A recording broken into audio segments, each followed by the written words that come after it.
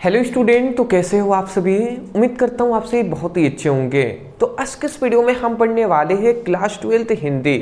हिंदी का 5वां अध्याय हम पढ़ेंगे जो है हमारा कवित्य।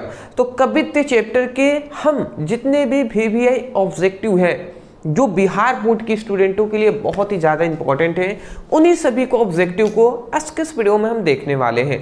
तो चलिए दोस्त, बिना देर किए स्टार्ट करते हैं। एक एक ऑब्जेक्टिव क्वेश्चन को आपको ध्यानपूर्वक सोचना है, समझना है और लिखते हुए भी चलना है, ठीक है ना। चलिए जी, इससे पहले के 4 चैप्टर यदि आपने नहीं पढ़े हैं, डिस्क्रिप्शन बॉक्स में आपको हिंदी के नाम से एक लिंक मिल जाएगा, उस पर क्लिक करके आप उसकी स्टडी कर सकते हैं। फिलहाल चलिए जी, कोई नहीं, यहाँ पे हम टॉप ऑब्जेक्टिव को देख लेते हैं। यहाँ पे देखिए सबसे पहला हमारा यहाँ पे टॉप ऑब्जेक्टिव अगर हम देखें तो यहाँ पे हमारा पहला ऑब्जेक्टिव क्वेश्चन आता है। फर्स्ट ऑब्जेक्टिव क्वेश्चन यहाँ पे कह रहे हैं छत्रसाल दर्शक कि कितने छंदों में महाराजा छत्रसाल की वीरता का यशोगान किया गया है, ठीक है ना। तो यहाँ पे जो छत्रसाल है, ठीक है, यहाँ पे हमसे ये कहा जा रहा है कि जो छत्रसाल दर्शक के कितने छंदों में, यहाँ पे कितने छंदों में महाराजा छत्रसाल की वीरता का यशोगान किया गया है। जो छत्रसाल हैं इनकी वीरता का यशोगान किया गया है कितने छंदों में, 50 छंदों में, 52 छंदों में, या 59 छंदों में, या 10 छंदों मतलब 10 छंदों में। तो याद रखेंगे कितने छंदों में इनका यशोगान किया गया है जी।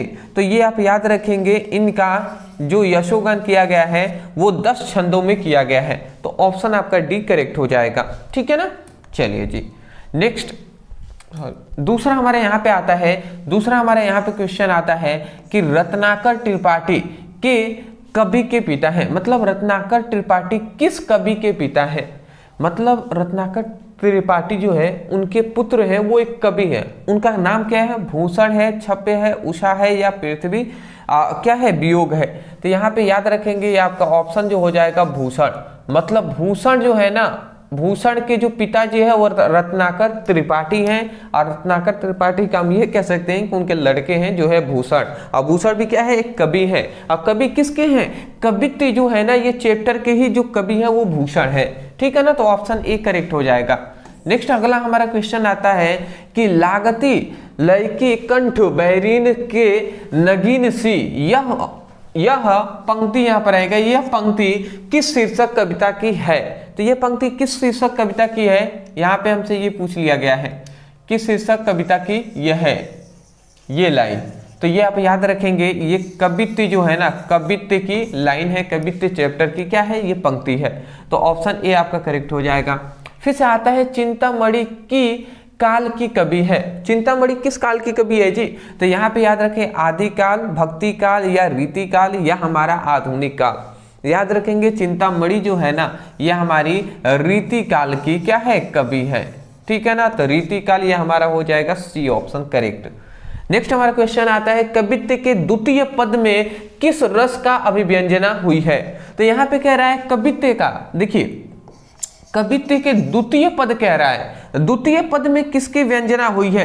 तो याद रखेंगे द्वितीय पद में किसकी, करुण की व्यंजना हुई है, ठीक है ना। करुण की व्यंजना हुई है द्वितीय पद में। यदि यहाँ पे प्रथम पद कहता तो ये आप याद रखेंगे तब वीर रस हम कहते हैं। तो ऑप्शन हमारा क्या हो जाएगा, ए करेक्ट हो जाएगा, वो है करुण रस, ठीक है ना। नेक्स्ट हमारा क्वेश्चन आता है कि भूषण ने मुख्यतः किस भाषा की रचना की है। तो भूषण ने तो ब्रज भाषा की ही ना रचना की है जी। तो यहाँ पे खड़ी बोली है तो ये तो नहीं होगा, ब्रज भाषा ये हमारा करेक्ट हो जाएगा, ठीक है ना। अवधि भी नहीं होगा, इनमें से कोई नहीं, ये भी नहीं होगा। ऑप्शन हमारा बी करेक्ट हो जाएगा। नेक्स्ट हमारा क्वेश्चन आता है कि छत्रसाल की तस्वीर, छत्रसाल की तलवार ने कौन से रूप का धारण कर रखा है, ठीक है ना। मतलब छत्रसाल की जो तलवार है वो कौन सा रूप धारण कर रखा है, रौद्र रूप, भयंकर रूप, या मधुर रूप, या इनमें से कोई नहीं। तो जो छत्रसाल की जो तलवार है ना वो कौन सा रौद्र रूप धारण कर रखा है, रौद्र रूप, ठीक है ना। जैसे हम कहते हैं भगवान जो शंकर, ऐसे हम कहते हैं कि जो शंकर जी हैं वो जब क्या होते हैं, बहुत ज़्यादा गुस्सा में होते हैं तो उनका रौद्र रूप देखने को मिलता है। वही बात यहाँ पे कहा जा रहा है कि छत्रसाल जो है शिवाजी हैं वो भी क्या है, रौद्र रूप धारण किए हुए हैं। फिर से यहाँ पे कह रहा है छत्रसाल की तलवार काली देवी को क्यों प्रदान की जाती है? मतलब छत्रसाल की जो तलवार है उसको काली देवी को क्यों प्रदान किया जाता है, क्यों उनको चढ़ाया जाता है, दिया जाता है? प्रसाद में या भोजन में या गहने में या इनमें से कोई नहीं? तो ये बात आप याद रखेंगे, प्रसाद में इनको दिया जाता है। क्या दिया जाता है जी? छत्रसाल की तलवार को प्रसाद में काली देवी को दिया जाता है। तो ऑप्शन आपका एक करेक्ट हो जाएगा। हाँ, एक करेक्ट हो जाएगा। नेक्स्ट हमारा क्वेश्चन आता है, लागती लपकी कंठ बैरीन के नगीन सी में कौन सा अलंकार होता है? तो यहाँ पे याद रखेंगे, लागती लपकी कंठ बैरीन सी में कौन सा अलंकार होता है? तो यहाँ पे याद रखेंगे अनुप्रास अलंकार हो जाएगा। ऑप्शन सी आपका करेक्ट हो जाएगा, अनुप्रास अलंकार। ठीक है ना। अगला आता है कि निम्नलिखित में से कौन सी रचना भूषण की है? इसमें से कौन सी है जी? सांकेत है? ना जी। कंबाइनी है? बिल्कुल नहीं। शिवराज भूषण, यहाँ पे भक्तमाल ये भी तो नहीं है, यहाँ पे शिवराज भूषण, ये हमारा ऑप्शन हो जाएगा जी, ऑप्शन डी। देख रहे हैं ना, भूषण ये चैप्टर ही लिखे हुए हैं, तो शिवराज भूषण नाम से एक आ गया, तो ये हमारा करेक्ट हो जाएगा ऑप्शन। अगला आता है हमारा, भूषण ने समुद्राग्री से किसकी तुलना की है? ठीक है ना। तो भूषण ने समुद्राग्री की किससे तुलना की है? तो यहाँ पे छत्रसाल, शिवाजी या राम की, या इनमें से कोई नहीं। तो भूषण ने समुद्राग्री की जो तुलना की है वो शिवाजी से की है जी, शिवाजी से किया है ना, शिवाजी। ऑप्शन बी करेक्ट हो जाएगा। हाँ, ठीक है जी। अगला आता है, भूषण के प्रथम दंड में कौन सा रूप है?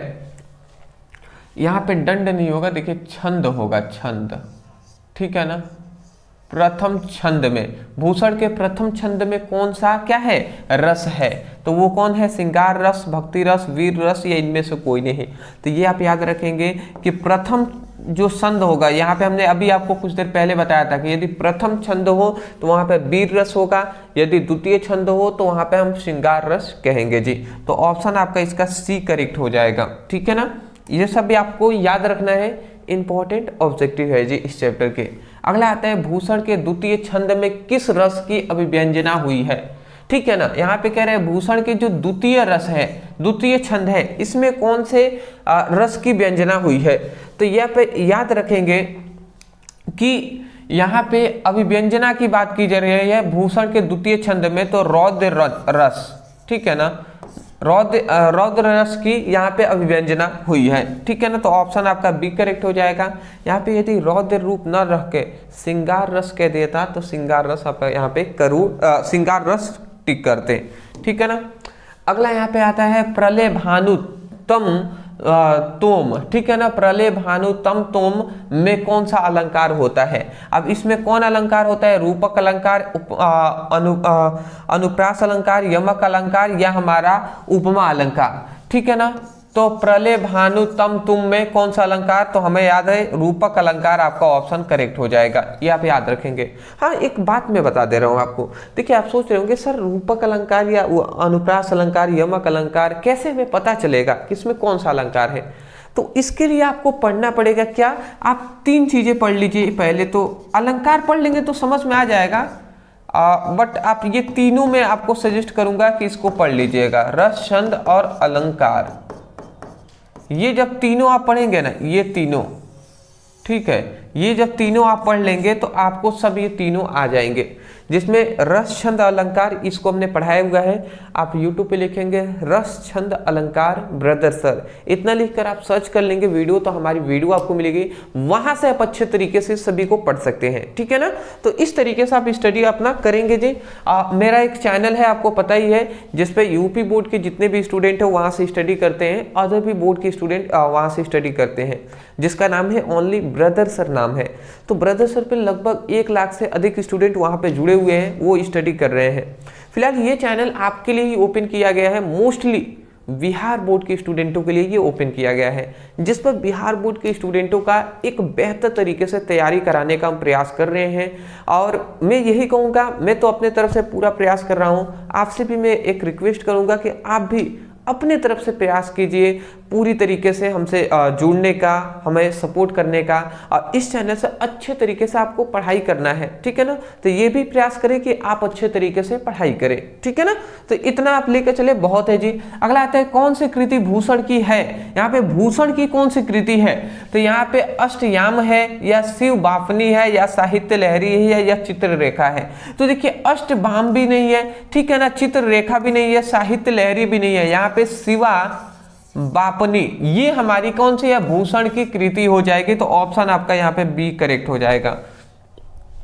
अगला आता है कवि भूषण की उपाधि दी थी। जो कवि भूषण है इसकी उपाधि दी गई थी, तो यहाँ पे चित्रकूट के सोलंकी राज रुद्र शाह ने या भामा शाह ने या टोड रमल ने या अकबर ने। तो यहाँ पे याद रखेंगे भूषण, जो कवि भूषण की उपाधि जिन्होंने दिया था वो कौन है, चित्रकूट के सोलंकी राजा रुद्रसाल ने दिया था। तो ऑप्शन हमारा ए करेक्ट हो जाएगा। नेक्स्ट हमारा क्वेश्चन आता है भूषण ने किस रस को क्या कहा है, प्रमुखता दी है। तो भूषण ने कौन सी रस है जिसकी प्रमुखता दी है, श्रृंगार रस, करुण रस, रौद्र रस या वीर रस। तो यहाँ पे आप याद रखेंगे करुण रस की क्या दिया है, प्रमुखता दिए हैं। तो ऑप्शन आपका बी करेक्ट हो जाएगा। हाँ ठीक है ना। अगला आता है शिवराज भूषण में कितने अलंकारों का निरूपण हुआ है। मतलब शिवराज जो भूषण है उसमें कितने अलंकारों का निरूपण हुआ है, 110, 112, 108, 105। तो यह बात याद रखेंगे कि शिवराज भूषण में 105 अलंकारों का क्या हुआ है, 105 अलंकारों का निरूपण हुआ है। नेक्स्ट हमारा क्वेश्चन आता है भूषण की कृति नहीं है। भूषण की कृति नहीं है कौन है जी, भूषण हजार है या भूषण उल्लास है या हम कह सकते हैं हर्षोल्लास है। यहाँ पे क्या कह रहे हैं, भूषण की कृति नहीं, अच्छा भूषण की कृति नहीं है यहाँ पे कह रहा है। तो देखिए यहाँ पे ये हमारी भूषण की कृति है, तो ये तो नहीं होगा, ये भी हमारा नहीं होगा, दूषण उल्लास ये भी नहीं होगा, ये तो तीनों इसके ही हैं। हर्षोल्लास जो है ना ये भूषण की नहीं है जी, हर्षोल्लास, ठीक है ना। तो ऑप्शन आपका डी करेक्ट हो जाएगा, ये भूषण की कृति नहीं है। अगर आपको पता हो तो आप बता सकते हैं जरूर कमेंट सेक्शन में कि ये किसकी कवि क्या है, कवि मतलब कौन ये लिखा है, ये कृति किसकी है, ठीक है ना, जो है हर्षोल्लास। जिससे अदर जो भी स्टूडेंट है उनको भी पता चलेगा कि हाँ ठीक है ना, इस तरीके से डाउट भी क्लियर होते हैं। अगला आता है भूषण के प्रिय नायक हैं। तो भूषण के प्रिय नायक कौन है जी, तो वो कौन है, छत्रपति शिवाजी या छत्रसाल है या महाराणा प्रताप और राणा साग है या अकबर और मानसिंह है या इनमें से कोई नहीं। तो याद रखेंगे जो भूषण है ना उनके प्रिय जो नायक है वो कौन है, छत्रपति शिवाजी है और कौन है, छत्रसाल है, ठीक है ना। तो ये इनके प्रमुख क्या है, या हम कह सकते हैं प्रिय क्या है, नायक है, हीरो है, इनके लिए फेवरेट हीरो। अगला कह रहा है शिवाजी के पुत्र का नाम था, तो क्या नाम था, साहू नाम था, ये तो सब भी जानते हैं। तो यहाँ पे रुद्र प्रताप, ठीक है, तो ये नहीं होगा, साहू जी, तो यहाँ पे साहू नाम था, तो साहू जी यहाँ हमारा हो जाएगा। भानु प्रताप भी नहीं था, ठीक है ना, यजसेन भी नहीं था। अगला आता है शिवा भावनी में कितने मुक्तक हैं। यहाँ पे कह रहे शिवा बावनी में कितने मुक्तक हैं। तो यहाँ पे याद रखेंगे 55 है या 152 है या 52 है या 252 है। तो याद रखेंगे शिवा बावनी में कितने मुक्तक हैं, कितने मुक्तकों की संख्या है। तो यहाँ पे याद रखेंगे 52 होते हैं, ऑप्शन सी करेक्ट हो जाएगा। नेक्स्ट हमारा क्वेश्चन आता है छत्रसाल दर्शक में कितने छंद होते हैं। तो ये 110 छंद या 100, 200 छंद या 310, मतलब 110, 210, 310 या 10। तो छत्रसाल दर्शक में कितने छंद होते हैं, तो इसमें आप याद रखेंगे 10 ही छंद होते हैं, ठीक है ना, 10, हाँ जी 10 छंद होते हैं। तो याद रखेंगे छत्रसाल दर्शक में कितने छंद होते हैं, 10 छंद होते हैं, कितने, 10 की बात हो रही है, ठीक है ना, ये आप याद रखेंगे। अगला हमारा क्वेश्चन आता है भूषण के पिता का नाम था। अरे भैया रत्नाकर त्रिपाठी, यही तो भूषण के पिता का नाम था ना, तो ऑप्शन हमारा ए करेक्ट हो जाएगा। इसको अभी हमने कुछ तरीके से घुमा कर कहा था कि रत्नाकर त्रिपाठी किस कवि के पिता है। तो किसके पिता है जी, तो भूषण के पिता है, इस तरीके से घुमाकर कहा गया है। अगला आता है शिवराज भूषण किसकी कृति है। शिवराज भूषण, भूषण शब्द आ गया, इसका मतलब भूषण की ही है जी, तो ये हमारा ऑप्शन क्या हो जाएगा, बी करेक्ट हो जाएगा, इसकी क्या है, कृति है। भूषण किस काल की कवि हैं, तो भूषण याद रखेंगे हमेशा, भूषण रीति काल के कवि हैं। किसके, रीति काल के, तो भक्ति काल नहीं होगा जी, आधुनिक काल नहीं होगा जी, ठीक है ना, वीर गाथा काल ये भी नहीं होगा, रीति काल यहाँ पे दिया हुआ है, तो ये हमारा ऑप्शन करेक्ट हो जाएगा, रीति काल, ऑप्शन बी। अगला हमारा आता है शिवा बावनी में कितने मुक्तक होते हैं। शिवा बावनी में कितने मुक्तक होते हैं, 50 होते हैं, 52 होते हैं, या 56 या 8। तो अभी हमने ये बताया भी था, शिवा बावनी में कितने 52 मुक्तिका होते हैं, ठीक है ना, कितने 52, मतलब ऑप्शन बी आपका करेक्ट हो जाएगा। अगला हमारा आता है चिंतामणि त्रिपाठी भूषण में कौन थे, मतलब यहाँ पे चिंतामणि त्रिपाठी जो है वो भूषण के कौन थे, भाई थे, चाचा थे, भतीजा थे, या इनमें से कोई नहीं। तो यहाँ पे याद रखेंगे चिंतामणि जो त्रिपाठी थे ये कौन थे, भूषण के भाई थे, ब्रदर्स थे, ठीक है ना, ब्रदर थे। अगला हमारा आता है शिव चावनी नहीं, शिव भवानी, यहाँ पे बावनी रहेगा, ठीक है ना, शिव बावनी। तो शिव बावनी में किसकी वीरता की बखान है, यहाँ पे शिवा बावनी यहाँ पे लिखा गया है, शिवा बावनी,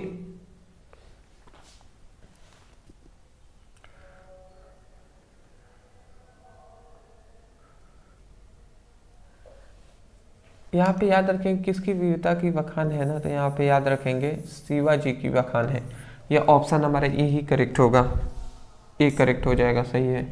अगला हमारा आता है छत्रसाल दर्शक किसकी कृति है, तो छत्रसाल जो दर्शक है वो किसकी कृति है जी, तो याद रखेंगे छत्रसाल दर्शक भूषण की क्या है, कृति है। भूषण के ही तो फेवरेट हीरो कौन है, एक है छत्रसाल, एक है वीर शिवाजी, ठीक है ना।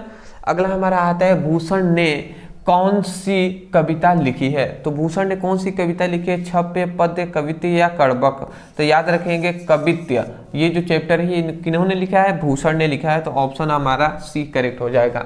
कवित्य शीर्षक कविता के कवि कौन है, जो कवित्य शीर्षक है इसके कविता मतलब कवित्य शीर्षक कविता के कवि कौन है, तो कवित्य जो है इसके शीर्षक तो क्या है, भूषण ही तो है।